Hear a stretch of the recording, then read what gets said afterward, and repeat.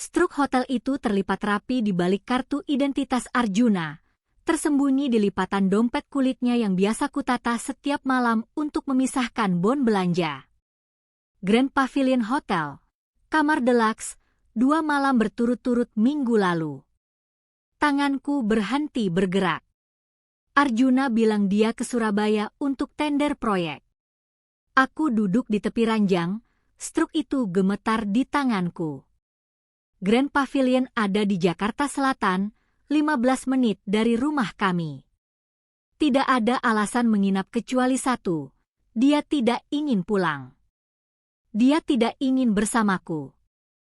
Pintu kamar mandi terbuka. Arjuna keluar dengan handuk melingkar di pinggang, rambut basah menetes ke bahu. Matanya langsung tertuju pada tanganku. Itu apa? Suaraku keluar lebih tenang dari yang kuharapkan. Kamu bilang ke Surabaya. Wajahnya berubah. Bukan panik, tapi perhitungan cepat. Dia meraih struk dari tanganku, lipatannya menjadi semakin kecil di genggamannya. Meeting klien mendadak. Mereka yang bayar hotel, bukan aku. 2 malam? Klien yang sama. Kayana, jangan mulai. Nada suaranya, dingin, tertutup, seperti menusuk dada. 6 tahun menikah, kami tidak pernah seperti ini. Dia selalu cerita detail, bahkan hal sepele. Sekarang dia menutup pintu. Aku berdiri. Kalau memang klien, tunjukkan email konfirmasinya. Aku tidak perlu buktikan apa-apa padamu. Kalimat itu menggantung di udara seperti pisau. Dia berbalik, membuka lemari, mengeluarkan kemeja putih. Gerakannya terburu-buru. Besok aku ke Bandung, katanya tanpa menatapku. Ibu telepon tadi siang. Ada urusan warisan yang harus diselesaikan langsung. Aku berangkat pagi. Aku ikut. Tidak. Aku terdiam. Dia tidak pernah melarangku bertemu mertuaku. Bahkan ibunya sering menelepon langsung padaku untuk ngobrol. Kenapa tidak? Arjuna memasukkan kemeja ke dalam koper kecil yang tiba-tiba sudah terbuka di atas meja. Dia bahkan sudah menyiapkan barang sebelum memberitahuku. Ini soal warisan almarhumah Tante Ratih. Keluarga besar Bapak. Kamu tidak kenal mereka. Pembicaraannya akan panjang dan pribadi. Aku istri kamu, Arjuna. Makanya aku tidak mau kamu repot dengar orang tua ribut soal harta. Alasannya masuk akal. Tapi matanya tidak menatapku saat bicara. Tangannya sibuk melipat celana, merapikan sepatu, menutup koper terlalu cepat. Nalurimu tidak pernah salah, Kayana. Suara ibuku bergema di kepala. Dia selalu bilang itu sebelum meninggal 3 tahun lalu. Aku melangkah lebih dekat. Berapa lama? 2 hari. Mungkin 3. Kirim alamatnya. Untuk apa? Kalau ada apa-apa, aku harus tahu kamu di mana. Dia mengangkat wajah, akhirnya menatapku. Ada sesuatu di matanya, bukan cinta, bukan kehangatan. Jarak. Rumah orang tuaku sendiri, Kayana. Kamu sudah ke sana berkali-kali. Tapi kenapa kali ini kamu tidak ingin aku ikut? Pertanyaan itu tidak keluar dari mulutku. Arjuna sudah masuk kamar mandi lagi, menutup pintu. Suara air mengalir memenuhi keheningan. Aku mengambil ponselku, membuka riwayat panggilan Arjuna. Tidak ada nama ibuku mertua di sana. Aku cek WhatsApp, percakapan terakhir mereka seminggu lalu, hanya ucapan selamat pagi biasa. Tidak ada urusan warisan mendesak. Dada terasa sesak. Aku duduk lagi, jari-jari mengetik cepat di layar, rental mobil Bandung, tersedia besok. 5 pilihan muncul. Aku pilih yang pertama, isi formulir, transfer uang muka. Pagi ini aku percaya padanya. Sekarang aku akan ikuti dia diam-diam. Arjuna keluar dengan wajah segar, menyemprotkan parfum ke leher. Aroma kayu cendana yang biasa membuatku tenang kini terasa asing. Aku berangkat jam 6 pagi. Kamu jangan bangun, masih tidur saja. Aku tersenyum tipis. Hati-hati di jalan. Dia mengangguk, meraih koper, lalu keluar kamar tanpa menciumku selamat malam. Aku berbaring sendirian di ranjang kami, mata terbuka menatap langit-langit. Ponsel bergetar, konfirmasi pemesanan mobil rental diterima. Penjemputan jam 5 pagi. 1 jam sebelum Arjuna berangkat. Cukup waktu untuk mengikutinya tanpa ketahuan. Mobil Arjuna berhenti di depan pagar rumah mertuaku jam 11 siang. Aku parkir 3 rumah di belakang, di bawah pohon asam yang cukup rindang untuk menyembunyikan mobilku. Jantung berdegup keras di telinga. Pintu penumpang terbuka. Tapi yang keluar bukan Arjuna. Seorang wanita muda turun dengan dres putih selutut, rambut panjang terurai sampai pinggang, berkilau terkena sinar matahari. Dia tertawa, suara renyah yang terdengar sampai ke tempatku duduk. Lalu Arjuna keluar dari pintu sopir. Tangannya langsung meraih tangan wanita itu. Jari-jari mereka bertautan. Kakiku mati rasa. Pintu rumah terbuka. Ibuku mertua keluar dengan senyum lebar, kedua tangan terbuka. Dia memeluk wanita itu, lama, erat, seperti memeluk anak sendiri.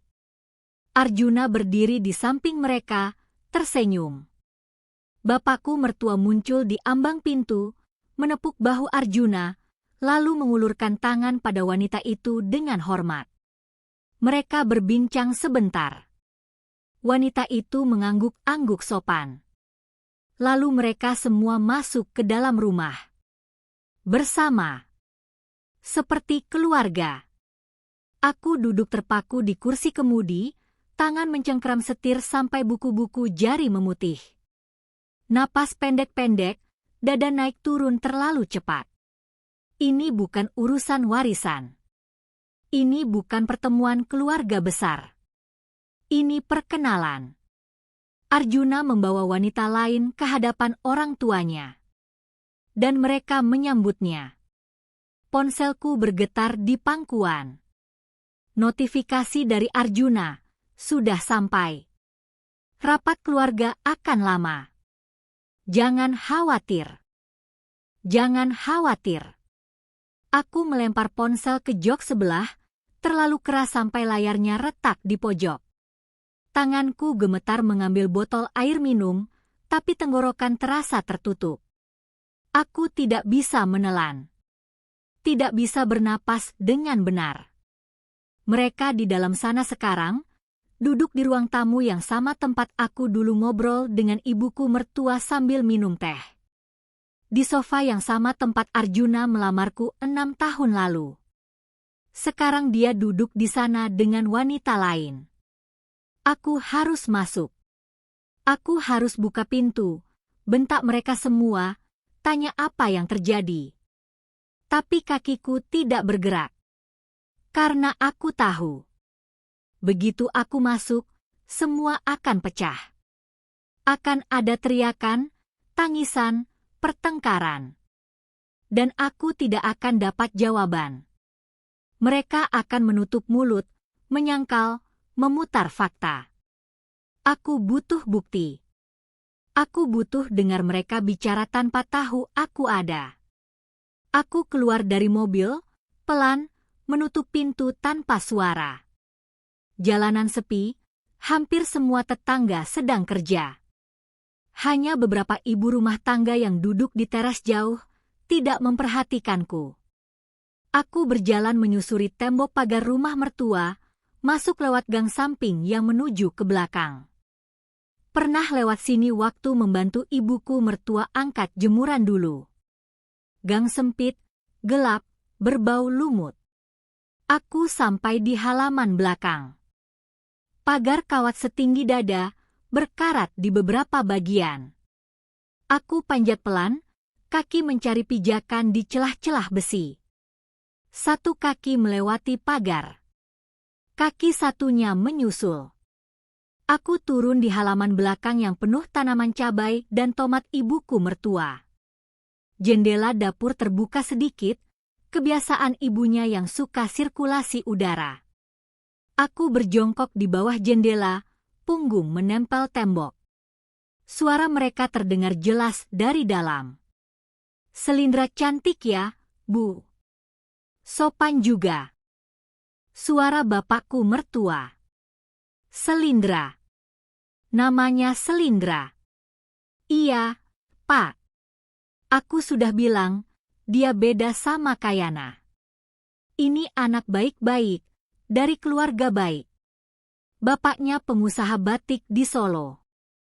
Suara ibuku mertua, penuh antusias. Dadaku sesak. "Umurnya masih 24 tahun, Bu. Masih segar." Arjuna. "Masih segar. Aku umur 31. Sudah tidak segar. Makanya, Nak, Ibu sudah bilang dari dulu, kamu harus cepat ambil keputusan. 6 tahun kamu sama Kayana, tidak ada anak. Sudah saatnya kamu mikir masa depan." Ibuku mertua lagi. Suaranya tegas. Seperti sudah direncanakan lama. "Kayana, dia gimana, Jun?" Bapakku mertua. Hening sebentar. "Dia tidak tahu apa-apa, Pak. Aku bilang ke sini urusan warisan." Mereka tertawa. Tidak keras, tapi cukup untuk merobek hatiku jadi serpihan. "Pinter kamu, Nak. Jangan kasih tahu dulu. Nanti kalau sudah siap semua, baru kamu umumkan." Ibuku mertua. "Siap semua. Apa yang mereka siapkan?" "Selindra, kamu tidak keberatan kan, Nak, kalau nanti masih ada proses administrasi?" Ibuku mertua berbicara lembut pada wanita itu. "Proses administrasi. Perceraian." "Tidak, Tante. Aku percaya sama Mas Arjuna. Dia sudah jelaskan semuanya." Suara Selindra, pelan, manis, polos. "Dia tidak tahu aku masih hidup rupanya. Atau dia tahu, tapi tidak peduli. Bagus. Ibu senang Arjuna akhirnya ketemu jodoh yang tepat. Ibu sudah capek lihat dia tersiksa." Ibuku mertua. Tersiksa. Arjuna tersiksa bersamaku. Aku menekan tangan ke mulut, menahan isak yang mau keluar. Lutut hampir menyerah, tapi aku tahan tubuhku tetap jongkok. Ponselku masih di mobil, retak, tapi masih menyala. Aku butuh rekam ini. Aku butuh bukti suara mereka. Tapi kalau aku bergerak sekarang, mereka mungkin dengar. Aku diam di tempat, mendengar setiap kata yang mereka ucapkan seperti pisau masuk perlahan ke dada, satu persatu, tanpa henti. Aku merangkak kembali ke mobil saat matahari mulai turun, lutut kotor tanah, tangan lecet di telapak. Ponsel masih tergeletak di jok dengan layar retak. Aku ambil, lap layarnya dengan ujung baju, lalu periksa, masih nyala. Kamera masih berfungsi. Langit berubah oranye keunguan. Lampu-lampu rumah mertua mulai menyala satu persatu. Aku tidak bergerak dari tempat dudukku. Jam 7 malam, pintu depan terbuka. Selindra keluar bersama Arjuna. Mereka berdiri di teras, berbicara pelan. Ibuku mertua ikut keluar, menyerahkan sesuatu pada Selindra, seperti tas kain putih. Selindra memeluknya lagi.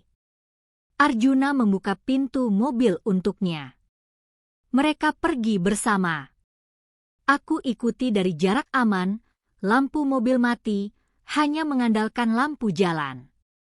Mereka berhenti di sebuah kafe di pinggir kota, tempat yang tidak pernah kami datangi berdua. Aku parkir di seberang jalan, di balik truk kontainer.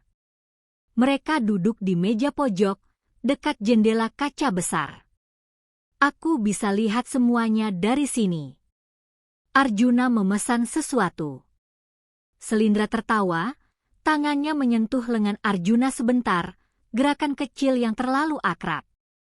Mereka makan bersama sampai jam 9 malam. Lalu Arjuna antarkan Selindra ke sebuah apartemen bertingkat 5, cat krem, pagar besi hitam. Aku catat alamatnya di ponsel, Jalan Melati nomor 12, Blok B. Arjuna tidak langsung pergi. Dia masuk ke dalam gedung bersama Selindra. 15 menit. 20 menit. 30 menit kemudian dia keluar sendirian. Aku gigit bibir bawah sampai terasa darah. Arjuna kembali ke rumah orang tuanya. Mobilnya masuk ke garasi, lampu mati. Dia menginap di sana. Tidak pulang ke rumah kami. Tidak ada telepon. Tidak ada pesan. Aku duduk di mobil sampai jam 11 malam, menatap rumah mertua yang sudah gelap semua, hanya lampu teras yang menyala redup. Lalu aku putar balik, kembali ke apartemen Selindra. Lampu kamarnya masih menyala, lantai 3, jendela kedua dari kiri. Aku turun dari mobil, berjalan ke lobi apartemen. Satpam memandangku curiga. Mau ke unit berapa, Bu? Blok B302. Teman saya. Dia periksa buku tamu, lalu mengangguk. Silakan, Bu. Aku naik lift sendirian, tangan gemetar menekan tombol 3. Lorong lantai 3 sunyi, hanya suara AC sentral yang mendengung pelan. Unit 302 ada di ujung kiri. Aku berdiri di depan pintu, dengar suara televisi dari dalam, sinetron, suara musik latar dramatis. Aku ketuk pintu pelan. Suara langkah kaki mendekat. Pintu terbuka sedikit, rantai pengaman masih terpasang. Wajah Selindra muncul di celah pintu. Matanya membulat begitu melihatku. Siapa? Aku istri Arjuna. Wajahnya berubah pucat seketika. Dia tutup pintu, buka rantai pengaman, lalu buka lagi, kali ini lebih lebar. Matanya turun dari wajahku ke kaki, lalu naik lagi. Mas Arjuna, tidak bilang Bak akan datang. Suaranya bergetar. Dia tidak tahu aku di sini. Hening sebentar. Dia masih berdiri di ambang pintu, tidak mempersilakan aku masuk, tapi juga tidak menutup pintu. Bak, mau ngomong apa? Aku melangkah masuk tanpa izin. Dia mundur, terkejut, tapi tidak menghalangi. Apartemen kecil, studio, rapi, dengan sofa krem dan meja makan kayu. Ada foto Selindra dengan keluarganya di dinding. Ayah, ibu, 2 adik laki-laki. Di atas meja ada tas kain putih yang tadi ibuku mertua berikan. Aku buka tas itu. Di dalam ada baju batik wanita, baru, masih ada tag harga. Rp500.000. Dan sebuah kotak perhiasan kecil, gelang emas. Gelang pemberian keluarga untuk calon menantu. Mbak, tolong jangan sentuh barang itu. Kamu tahu aku masih istrinya? Suaraku keluar datar. Selindra diam. Bibirnya bergetar. Jawab aku. Tahu. Kamu tahu kami belum cerai. Mas Arjuna bilang prosesnya sudah jalan. Bohong. Tidak ada proses apapun. Aku ambil ponselku, buka aplikasi kamera, arahkan ke tas dan gelang di atas meja. Bak ngapain? Diam. Aku foto semuanya. Lalu aku foto Selindra, wajahnya yang bingung, takut, bersalah. Hapus fotonya. Dia maju, mencoba merebut ponselku. Aku tarik tangan ke belakang. Jangan sentuh aku. Dia berhenti, napas tersengal. Kamu pikir kamu siapa? Pahlawan yang nyelamatin Arjuna dari istri mandul. Air matanya jatuh. Aku tidak minta ini semua. Tapi kamu terima. Kamu terima gelang itu. Kamu terima dia bawa kamu ke rumah orang tuanya. Kamu terima semua kebohongan dia. Mas Arjuna bilang Bak yang tidak bisa kasih anak.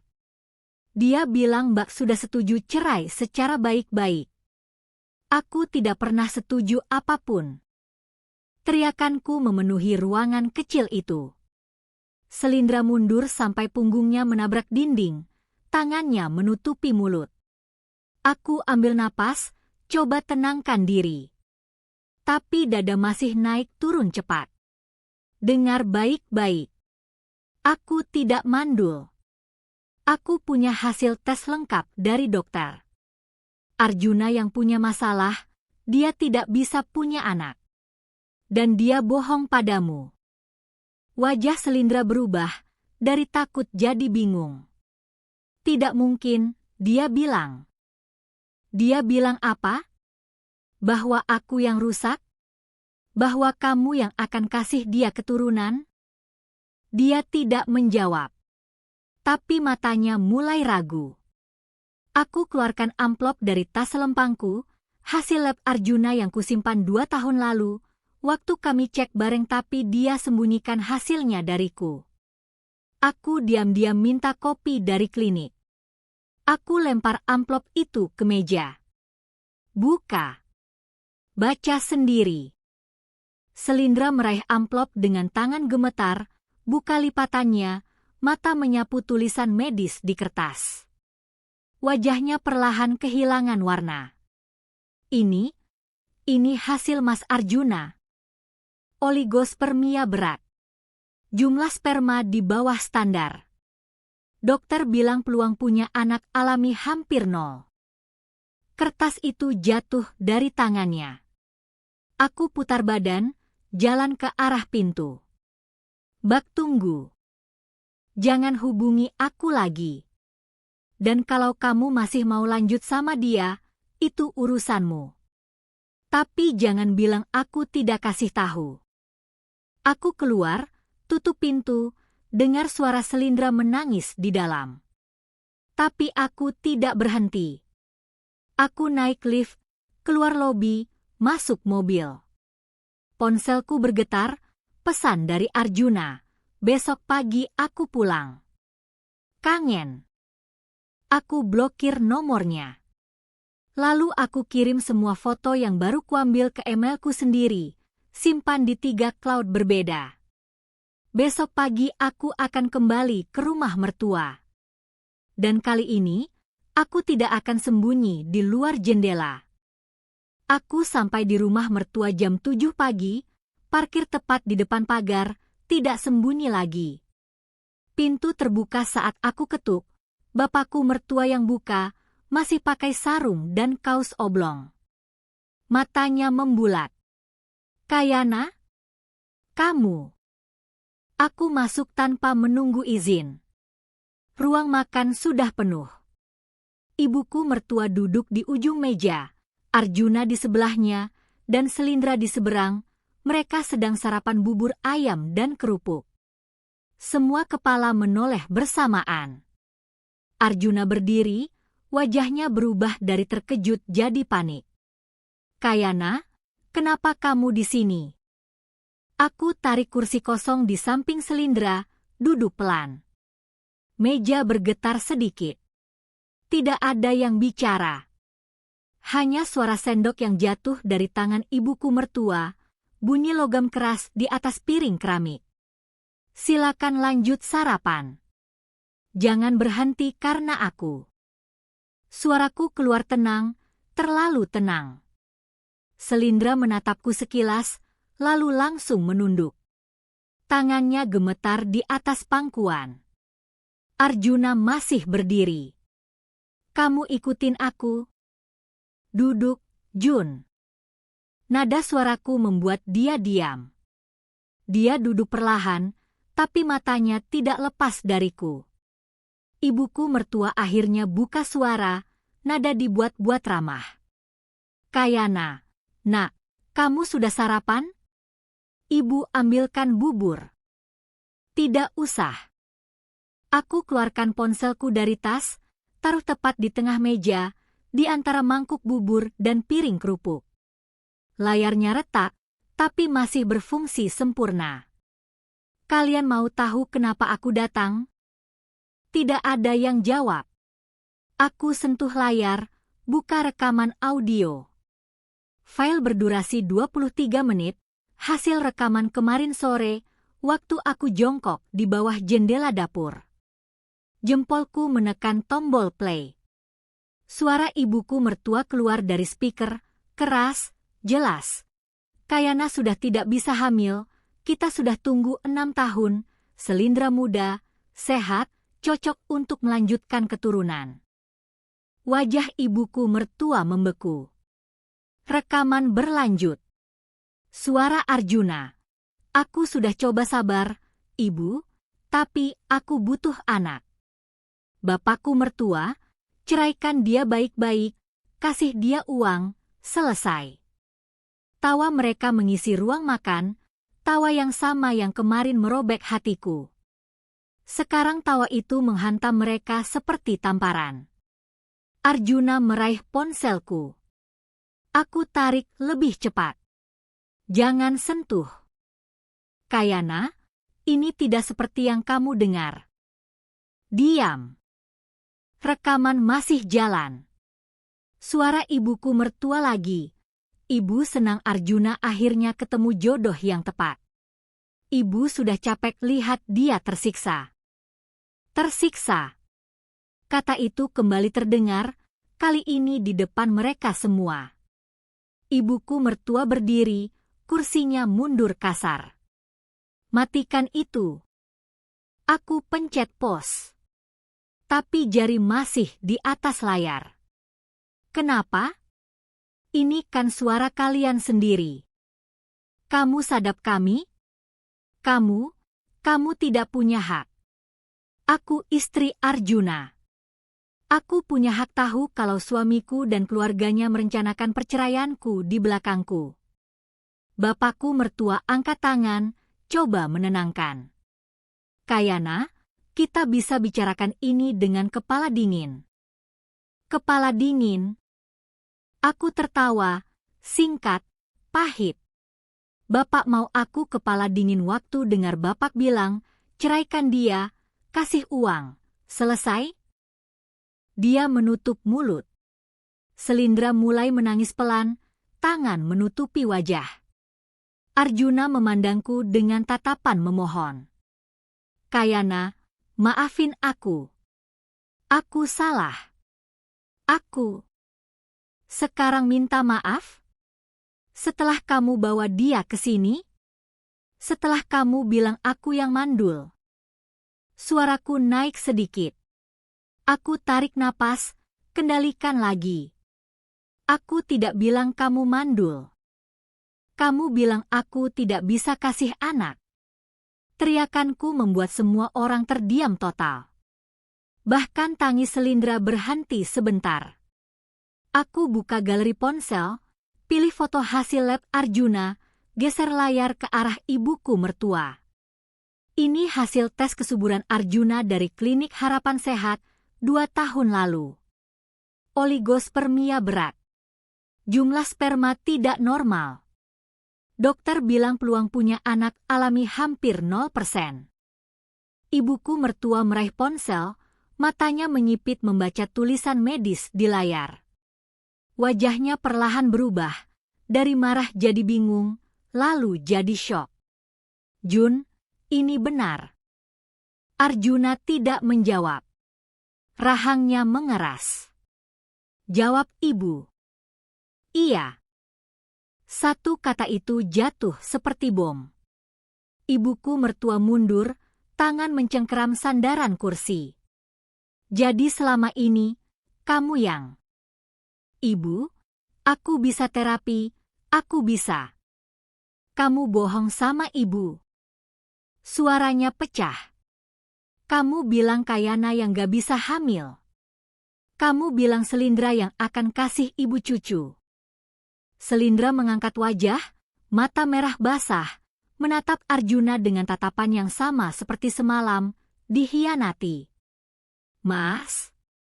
Mas bilang aku yang akan. Arjuna tidak menatap siapapun. Kepalanya tertunduk. Aku berdiri, ambil ponselku dari tangan ibuku mertua. Aku sudah kirim rekaman ini ke semua anggota keluarga besar. Grup WhatsApp keluarga Prawiro. 32 orang. Wajah Arjuna memucat seketika. Kamu, apa? Mereka semua sudah dengar suara kalian. Sudah baca hasil lab ini. Sudah tahu siapa yang bohong. Ponsel ibuku mertua tiba-tiba bergetar di atas meja, notifikasi WhatsApp bertubi-tubi. Lalu ponsel bapakku mertua. Lalu ponsel Arjuna. Bunyi notifikasi berdering tidak berhenti. Ibuku mertua buka ponselnya dengan tangan gemetar. Matanya melebar membaca pesan-pesan yang masuk. Dari Om Bagus, Jun bohong soal Kayana? Tidak bisa punya anak, kenapa salahkan istri? Dari Tante Wulan, ini memalukan. Keluarga kita jadi apa? Dari sepupu Arjuna, Mahendra, aku sudah dengar rekaman. Ini bukan cuma salah Jun. Ini salah Bude juga. Kenapa restu selingkuhan? Pesan terus bertambah. Grup keluarga meledak. Ibuku mertua menatapku, wajahnya hancur, antara marah, malu, dan bingung. Kamu hancurkan nama keluarga kami. Bukan aku yang hancurkan. Kalian yang hancurkan sendiri. Aku jalan ke arah pintu. Arjuna mengikuti, mencengkeram lenganku. Kayana tunggu, kita bisa selesaikan ini. Aku hentakkan tangannya. Lepas. Kayana please. Aku bilang lepas. Dia mundur, tangan jatuh lemas di samping badan. Aku menatapnya, pria yang kunikahi 6 tahun lalu, yang dulu bersumpah akan jujur padaku, yang sekarang bahkan tidak berani menatap mataku.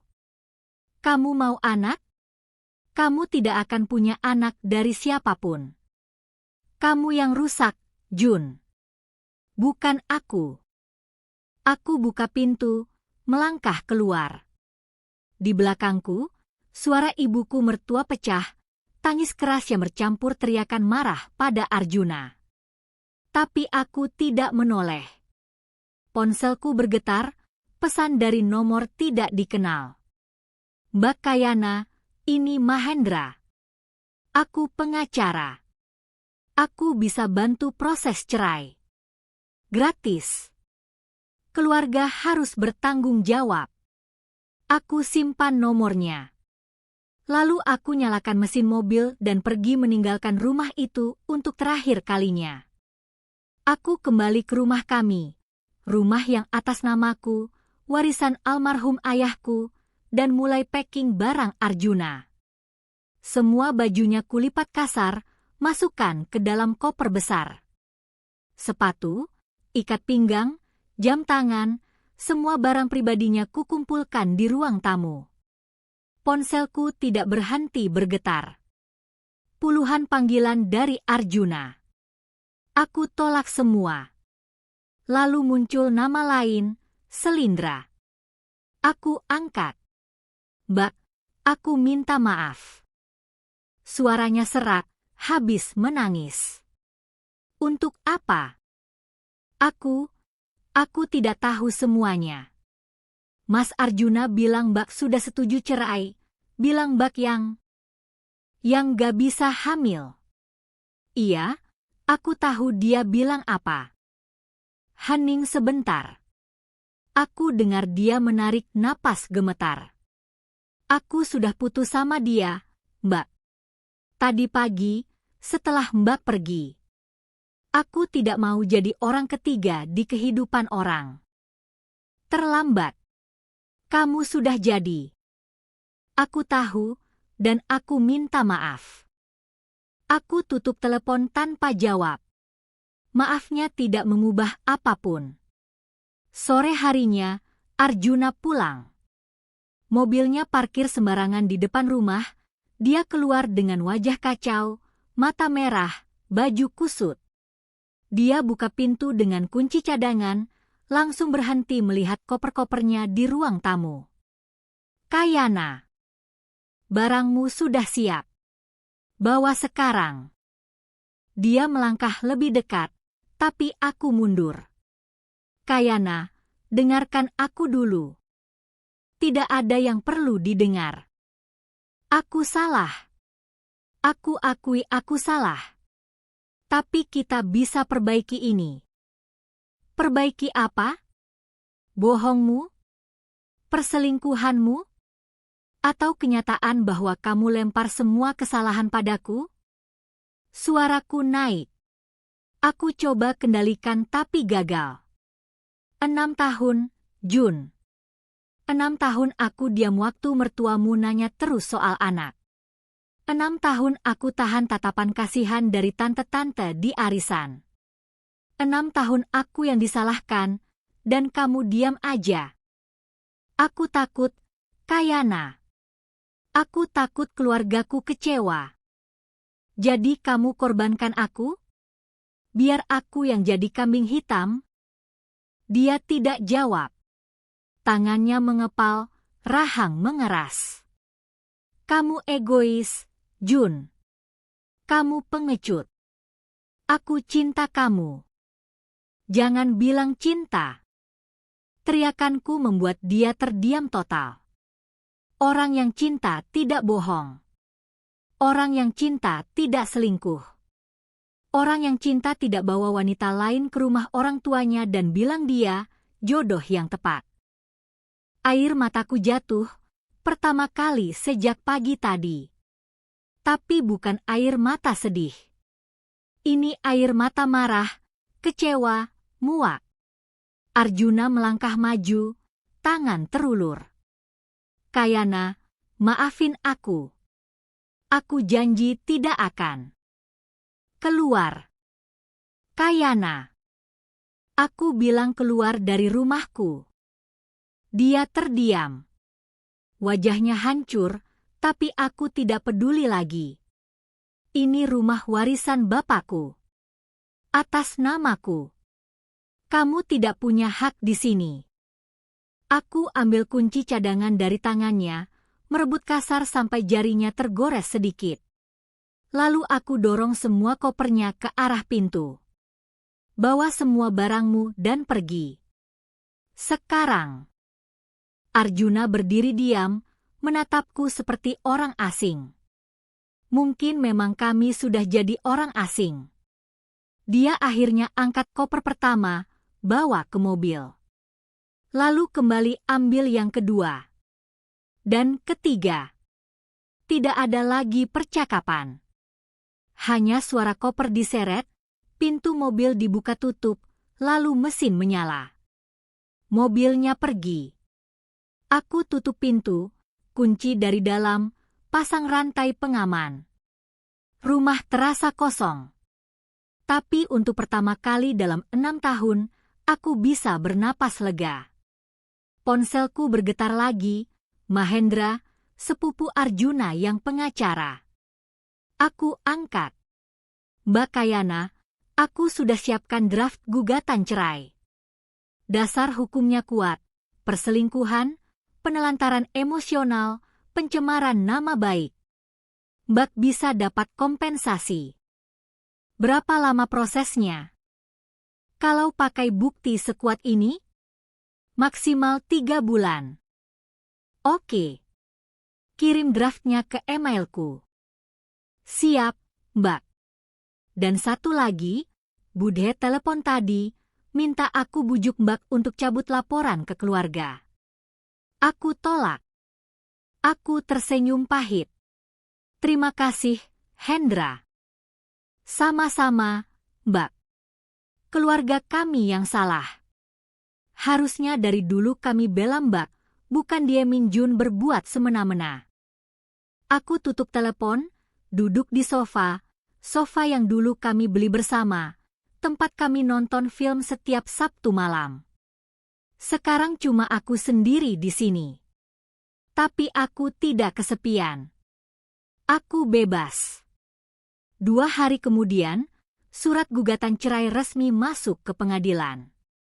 Arjuna telepon, suaranya panik. Kayana, kita bisa selesaikan ini di luar pengadilan.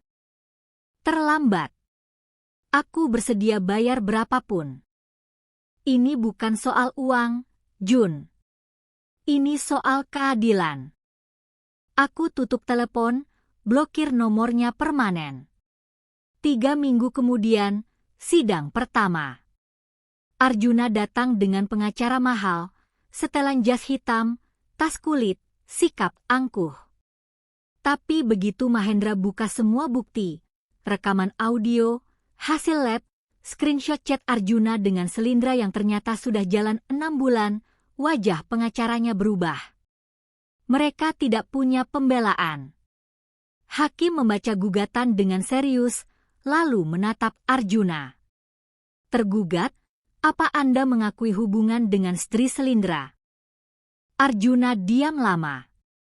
Saya, iya, Yang Mulia. Ruang sidang sunyi.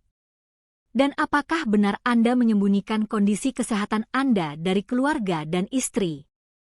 Saya tidak sengaja. Jawab dengan jelas. Iya. Hakim mengetuk palu pelan. Sidang ditunda 2 minggu untuk mediasi.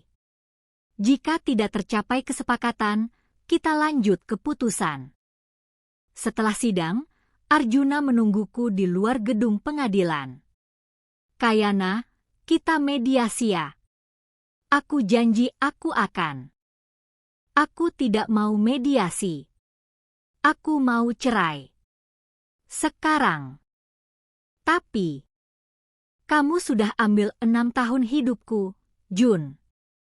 Jangan ambil waktu lebih banyak lagi. Aku berjalan meninggalkannya di sana, sendirian, di bawah terik matahari siang, dengan semua kebohongannya yang sudah tidak bisa disembunyikan lagi. Dan untuk pertama kali sejak semua ini dimulai, aku merasa menang. Minggu ketiga setelah sidang pertama, Mahendra datang ke rumahku dengan amplop coklat tebal. Dia duduk di ruang tamu, buka amplop itu, keluarkan setumpuk dokumen legal. Mbak, aku dapat informasi baru dari notaris keluarga. Matanya serius. Arjuna sempat coba urus balik nama rumah ini jadi harta bersama 2 tahun lalu. Dadaku sesak. Apa? Tapi gagal. Karena sertifikat asli ada di Mbak, dan ini warisan langsung dari almarhum Pak Dekayana, bukan harta Gonogini. Secara hukum, rumah ini 100% milik Mbak. Aku ambil dokumen dari tangannya, baca pelan. Semua tertulis jelas. Rumah ini warisan ayahku, tercatat atas namaku sejak ayah meninggal 5 tahun lalu, setahun sebelum aku nikah dengan Arjuna. Dia coba ambil rumahku?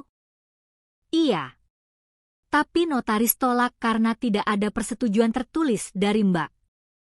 Kemarahan baru menyala di dada. Arjuna tidak hanya berbohong soal kesuburan, dia juga coba curi haku. Mahendra melanjutkan.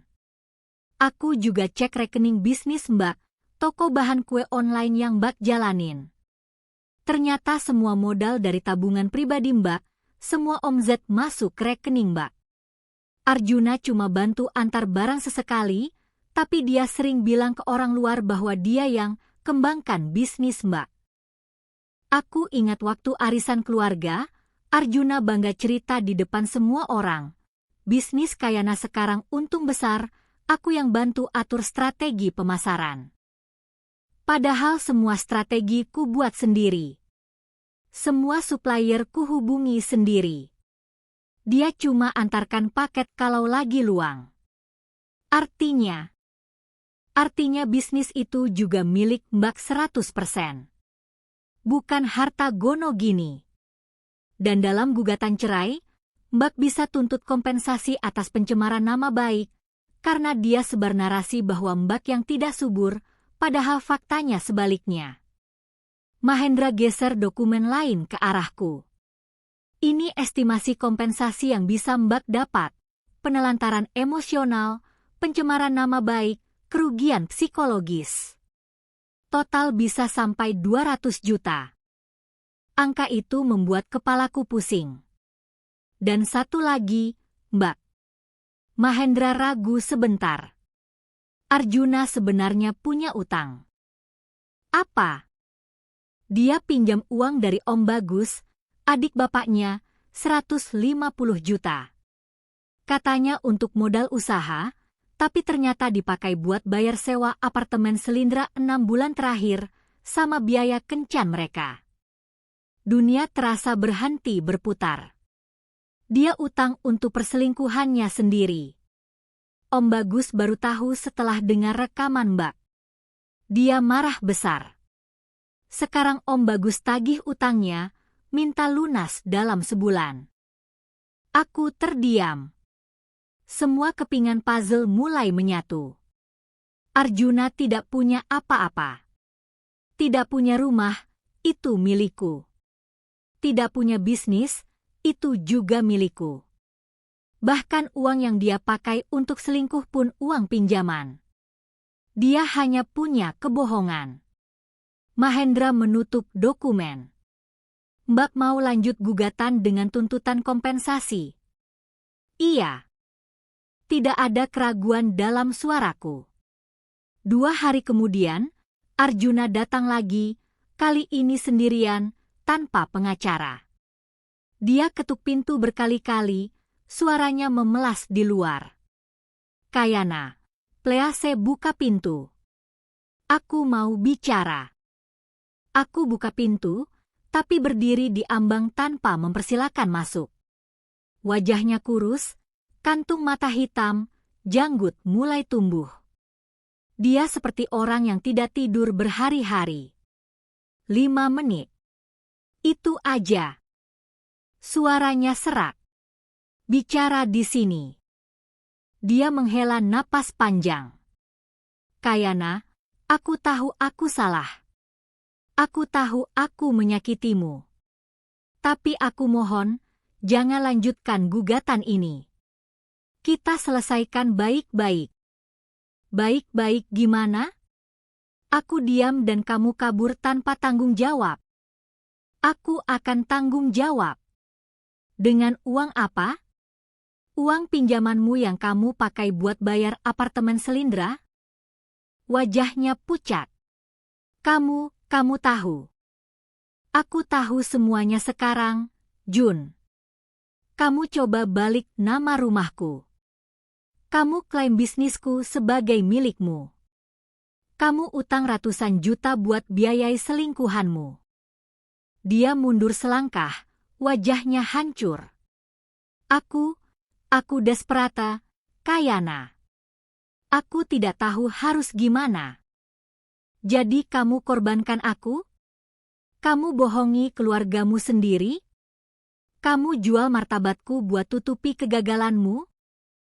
Air matanya jatuh. Untuk pertama kali, aku lihat Arjuna menangis. Tapi dadaku tidak tersentuh. Aku kehilangan segalanya, Kayana. Keluargaku memutuskan hubungan denganku. Selindra pergi. Om Bagus tagih utang. Aku tidak punya siapa-siapa. Itu konsekuensi pilihanmu. Aku mundur, tangan di gagang pintu. Kayana tunggu, aku janji aku akan ganti semua kesalahanku. Aku akan cari uang, aku akan bayar kompensasi.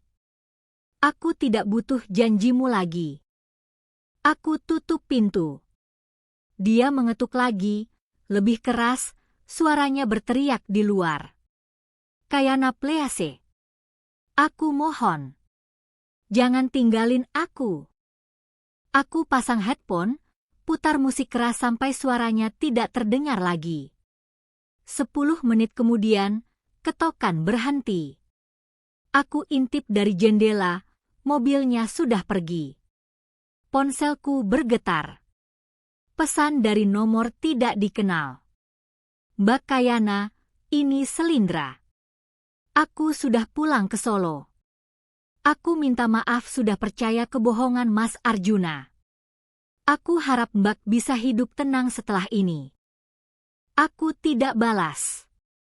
Tapi aku simpan pesannya, sebagai pengingat bahwa bahkan orang yang mengkhianatiku pun akhirnya sadar siapa yang sebenarnya jadi korban. Seminggu kemudian, sidang kedua.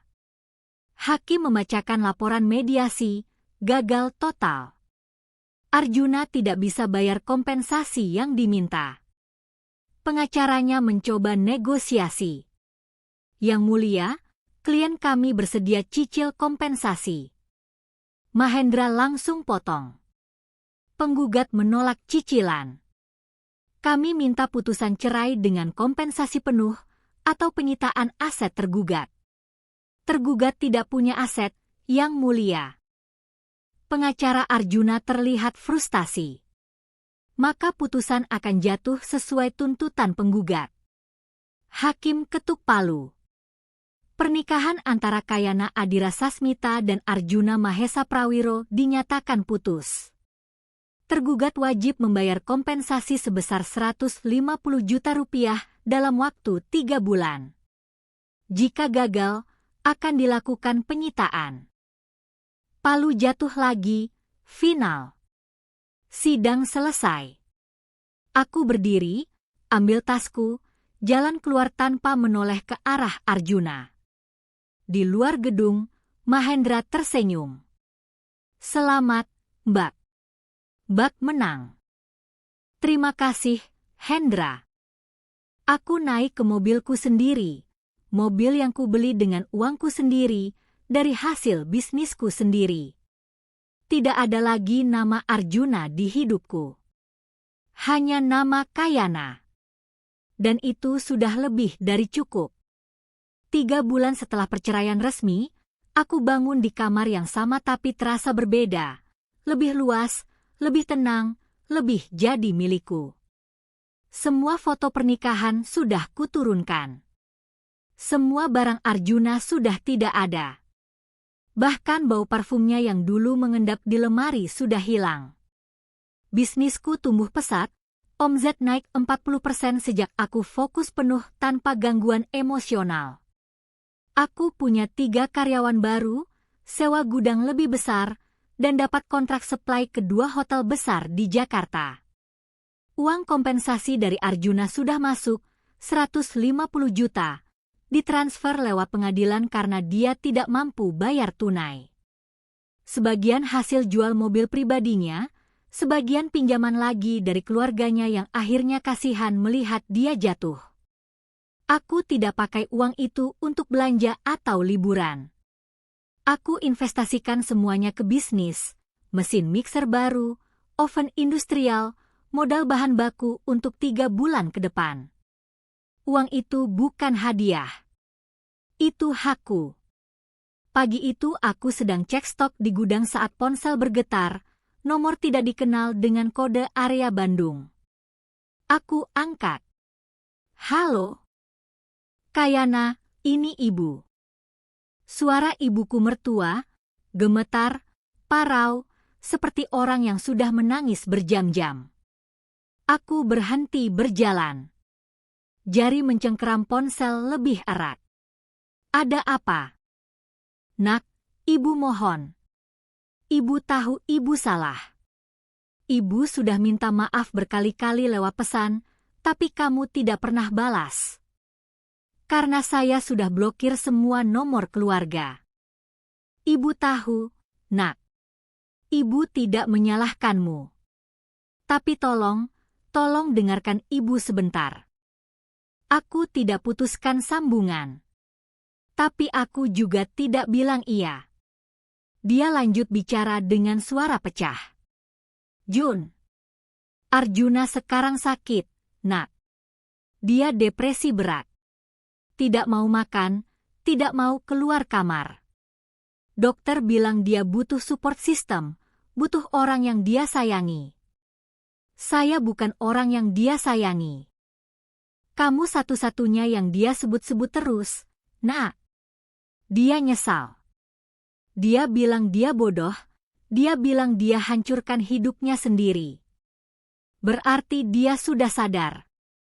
Suaraku keluar dingin. Bahkan aku sendiri kaget dengan nada itu. Kayana, please. Ibu mohon sebagai ibu. Jun anak ibu. Ibu tidak tahan lihat dia kayak gini. Kamu kan dulu sayang sama dia. Dulu. Kata itu menggantung di udara. Sekarang tidak lagi. Dan saya tidak akan kembali ke orang yang sudah hancurkan hidup saya. Nak, ibu janji keluarga kami akan minta maaf, akan perbaiki semuanya. Ibu sudah terlambat 6 tahun. Hening sejenak. Lalu aku dengar suara lain di latar belakang, suara laki-laki, lemah, putus asa. Kayana. Kayana tolong angkat, aku mohon. Arjuna. Suaranya hampir tidak kukenal, serak, pecah, seperti orang yang kehilangan segalanya. Dia di sini, Nak. Dia dengar kita bicara. Dia mau ngomong sama kamu. Tidak. Kayana please. Saya sudah bilang tidak. Ibuku mertua mulai terisak. Nak, ibu sudah kehilangan segalanya. Keluarga besar memutuskan hubungan dengan kami karena malu. Bapak sakit jantung setelah dengar semua ini. Jun kehilangan pekerjaan karena reputasinya rusak. Dan sekarang Selindra juga sudah pergi. Dia tahu Jun tidak bisa kasih dia anak, dia langsung putus. Aku dengarkan semua itu tanpa rasa apapun. Tidak ada kepuasan. Tidak ada sedih. Hanya hampa. Ibu mohon, Nak. Walau cuma sekali, walau cuma telepon, ngobrol sama Jun. Kasih dia penutupan. Kasih dia. Penutupan? Aku hampir tertawa. Saya yang butuh penutupan 6 tahun, Bu. Waktu saya dituduh mandul di depan keluarga. Waktu saya dikhianati sama suami dan mertua sendiri. Waktu saya ditinggal sendirian tanpa penjelasan. Sekarang giliran Arjuna yang rasakan itu. Kayana. Dan satu lagi, Bu. Saya tidak menghancurkan Arjuna. Dia yang menghancurkan dirinya sendiri. Saya cuma buka semua kebohongannya. Itu beda. Aku dengar suara Arjuna di latar, makin keras, makin putus asa. Kayana jangan tutup telepon, Kayana please. Tapi aku sudah tekan tombol merah. Sambungan terputus. Aku berdiri diam di tengah gudang, dikelilingi karton bahan kue, suara karyawanku yang ngobrol ringan di ruang sebelah, dan keheningan yang akhirnya terasa nyaman. Ponsel bergetar lagi, nomor yang sama. Aku blokir langsung. Lalu aku hapus riwayat panggilan. Tidak ada jejak lagi. Sore harinya, aku duduk di teras rumah dengan secangkir kopi, kebiasaan baru yang kumulai setelah cerai. Dulu aku tidak pernah punya waktu untuk duduk santai begini. Selalu sibuk, selalu cemas, selalu mikirin Arjuna dan keluarganya. Sekarang waktu ini milikku. Ponsel bergetar, bukan nomor Bandung. Ini nomor Jakarta. Nama Mahendra muncul di layar. Aku angkat. Halo, Hendra. Mbak Kayana, aku dapat info. Arjuna coba gugat balik, minta revisi kompensasi, bilang jumlahnya terlalu besar dan dia tidak mampu bayar. Aku meneguk kopi pelan. Terus. Pengadilan tolak. Putusan sudah final. Dia cuma buang-buang waktu dan uang pengacara. Oke. Makasih infonya. Satu lagi, Mbak. Tante telepon aku tadi, minta aku bujuk Mbak untuk kasih maaf ke Jun. Aku tolak. Aku bilang keputusan ada di Mbak, dan keluarga tidak berhak minta apa-apa lagi. Aku tersenyum tipis. Terima kasih, Hendra. Kamu satu-satunya yang berdiri di pihak yang benar. Aku cuma berdiri di pihak keadilan, Mbak. Setelah telepon selesai, aku kembali menatap langit sore. Oranye kemerahan, awan bergerak pelan, burung terbang pulang ke sarang. 6 tahun lalu, aku duduk di teras ini bersama Arjuna, merencanakan masa depan yang tidak pernah datang. Sekarang aku duduk sendiri, merencanakan masa depan yang benar-benar milikku. Tidak ada lagi suara ibuku mertua yang kritik masakanku. Tidak ada lagi tekanan untuk punya anak. Tidak ada lagi kebohongan yang harus kutanggung sendirian. Hanya ada aku, Kayana Adira Sasmita, 31 tahun, pemilik bisnis yang berkembang, perempuan yang selamat dari pengkhianatan terburuk dan memilih untuk tidak tenggelam. Aku ambil buku catatan dari meja, tulis rencana bisnis bulan depan, buka cabang kedua, rekrut 5 karyawan lagi, daftar sertifikasi halal. Tidak ada tempat untuk Arjuna di halaman-halaman itu. Tidak ada tempat untuk masa lalu yang sudah mati. Ponsel bergetar lagi, notifikasi email. Pesanan baru dari catering hotel, nilai kontrak 200 juta untuk setahun. Aku balas email itu dengan senyum. Lalu aku tutup laptop, habiskan kopi, dan masuk ke dalam rumah yang sepenuhnya milikku, yang tidak akan pernah kubagi lagi dengan siapapun yang tidak menghargaiku. Pintu tertutup pelan di belakangku. Dan untuk pertama kali dalam 6 tahun, aku tidur nyenyak tanpa mimpi buruk.